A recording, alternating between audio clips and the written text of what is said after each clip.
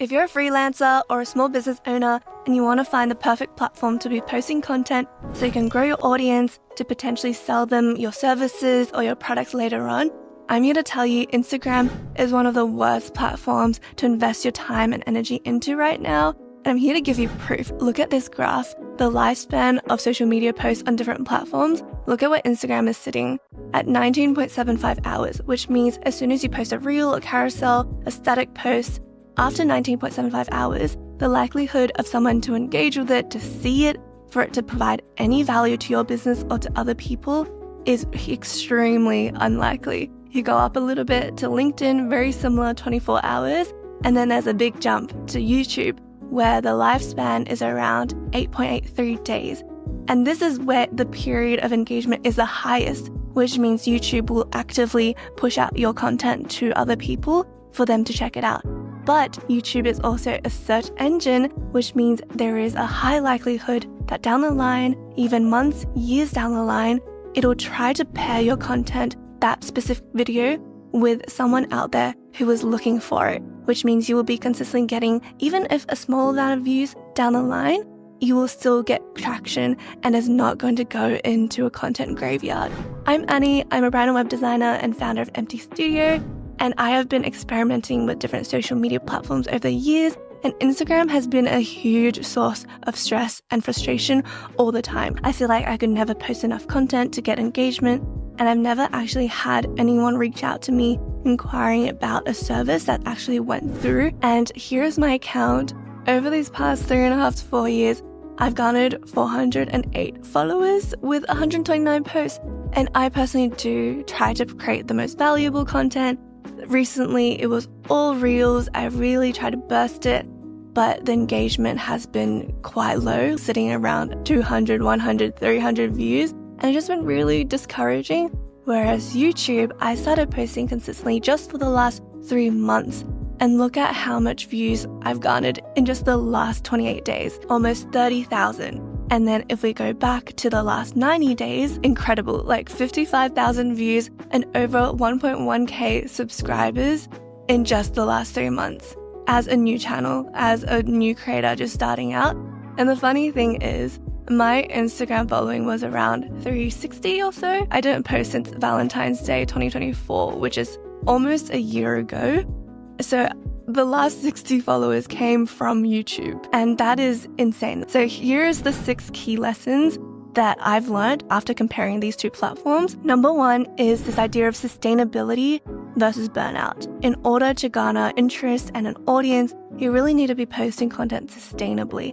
And Instagram has just been the antithesis of that. On Instagram, you have to post maybe 3 to 5 times a week. You have to keep churning out reels, videos, not static posts. You have to engage, comment, and you have to post on stories. And it just seems like an endless to-do of things. And it only lasts for 19 hours at the end of the day. So you're consistently trying to come up with new ideas. And every single new reel idea I try to come up with takes me hours of time. So you're putting at least 10 hours a week just to try to please the Instagram algorithm.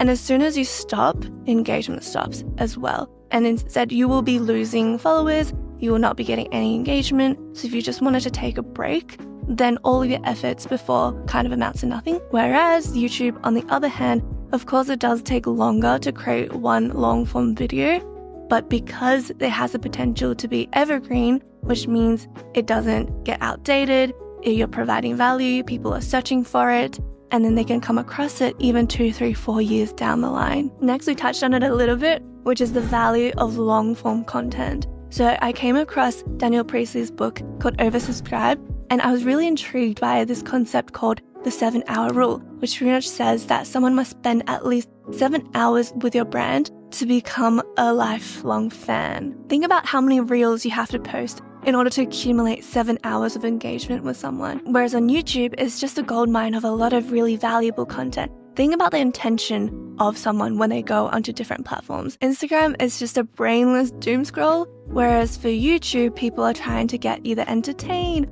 or to actually learn something. They're going there with a problem that they want to solve, and they aren't in the mentality of, I'm going to spend the next 10-15 minutes on a video that would hopefully teach me something that I didn't know before and help me resolve a problem. And here's the really amazing thing, an opportunity for all small creators right now, is that YouTube, they're actually trying to actively push out small channels. I have seen a trend that my Discover page is now filled with a lot of channels that has less than 5K subscribers.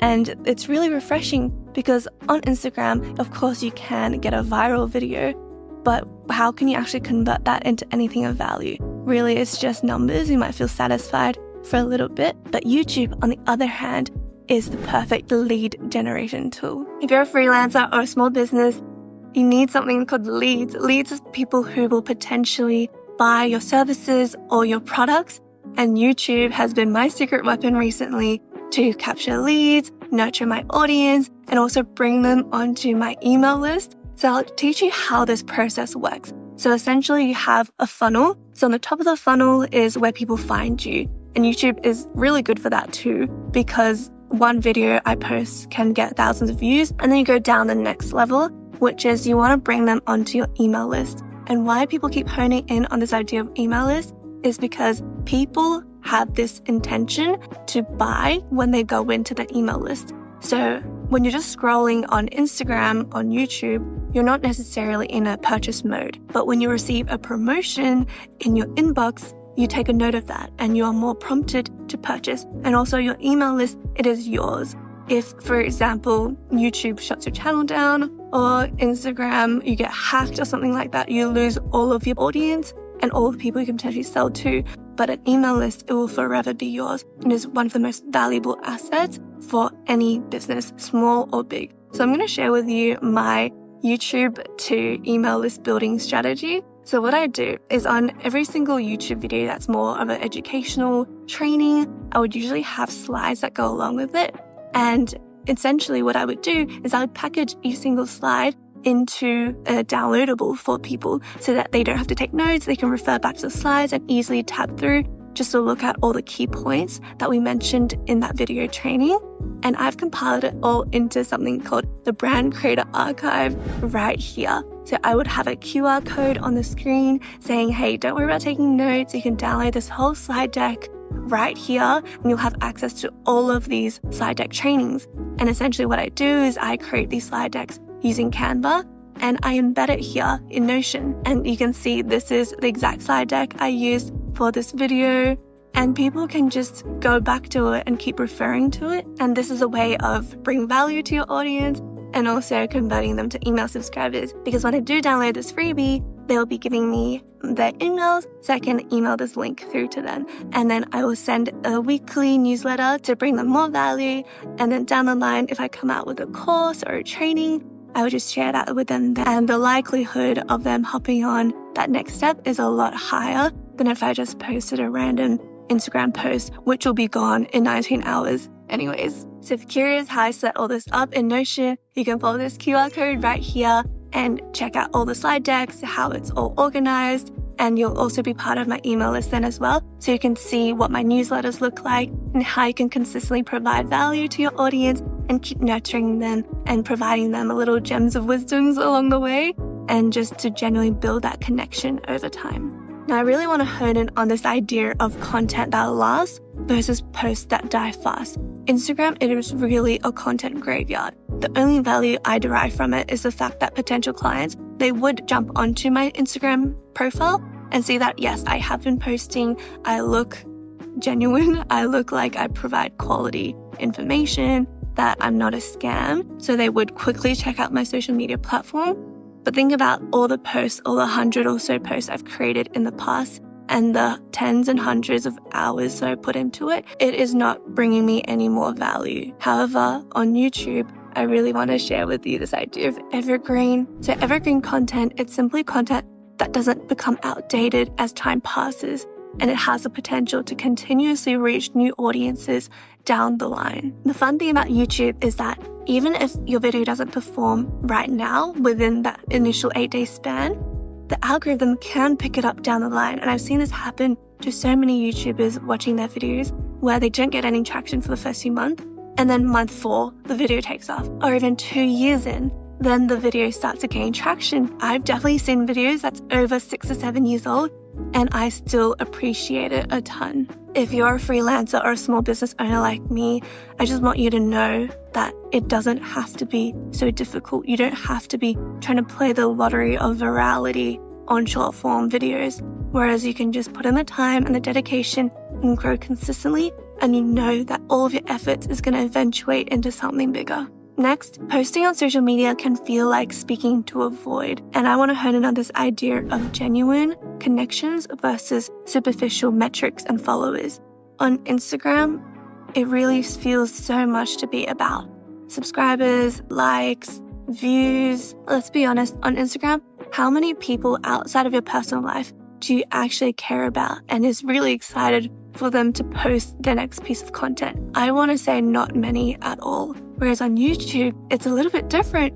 It's almost like a Netflix series. Like, I'm always looking forward to, for example, Ali Abdaal posting his next video because I know he's going to bring me value. He's going to speak to something on productivity that I'm genuinely interested in and can improve my life.